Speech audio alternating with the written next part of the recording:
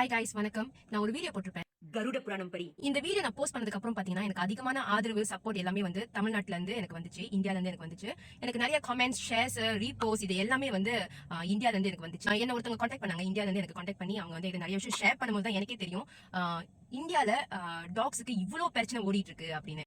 இந்தியால பாத்தீங்கன்னா தமிழ்நாட்டுல வந்து ஜனத்தொகை ரொம்ப அதிகம் நமக்கு தெரியும். அங்க வந்து அதே மாதிரி டாக்ஸ்லாம் வந்து அவங்க ரொம்ப பேர் இருப்பாங்க. அவங்களுக்கு நிறைய சாப்பாடு இல்லாம நிறைய வந்து அவங்க ரொம்ப கொடுமைப்படுத்துறது, சித்திரவாதம் பண்றது இது எல்லாமே அங்க ஓடிட்டு இருக்கு. அங்க இத்தனைக்கும் பாத்தீங்கன்னா நம்ம டாக்ஸ்க்கு போய் சாப்பாடு வச்சாலுமே வந்து அவங்க வந்து சண்டை போடுவாங்க. டாக்ஸ்க்கு இங்க சாப்பாடு வைக்க கூடாது அப்படின்னு சாப்பாடு கூட தட்டி விடுவாங்களா. நம்ம கிட்டே வந்து சாப்பாடு வைக்கிறவங்க கிட்டே வந்து சண்டை போட்டு ஆர்கியூ பண்ணி நீ சாப்பாடு வச்சுனா வந்து உனக்கு இந்த வீட்டுல உனக்கு இடம் இல்ல இப்பெல்லாம் வந்து பேசுவாங்களாம். சும்மா தூங்கிட்டு இருக்கிற டாக்ஸ் தலை மேல கூட வந்து கள்ள தூக்கி வீசுவாங்களாம்.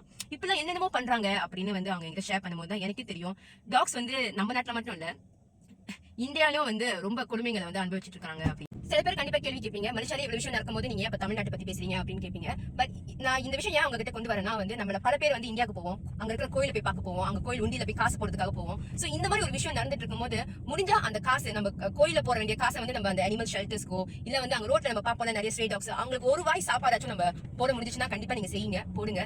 சோ இந்த விஷயத்தை நான் வந்து ஏன் உங்ககிட்ட கொண்டு வரேன்னா நம்மளால முடிஞ்சா ஒரு சின்ன மாற்றத்தை கொண்டு வர முடியும். அது மலேசியாவா இருக்கட்டும், இந்தியாவா இருக்கட்டும், இல்ல எங்க வேணாலும் இருக்கட்டும். சோ ஏன்னா பிள்ளை பெற்றவங்களுக்கு தான் அந்த அருமை தெரியும் சொல்லுவாங்க. அதே மாதிரி யார் வந்து ஒரு அனிமல் லவரா இருக்கீங்களோ கண்டிப்பா உங்களுக்கு அந்த வேதனை அந்த வலி நமக்கு தெரியும். நம்ம பிள்ளைங்க அங்க வந்து உலகம் முச்சதும் கஷ்டப்படும் போது நமக்கு தான் அந்த வலி என்னன்னு தெரியும். சோ உங்களால முடிச்சுன்னா கண்டிப்பா அந்த ஒரு சேஞ்சஸ் கொண்டு வாங்க. ஓம் நம சிவாய.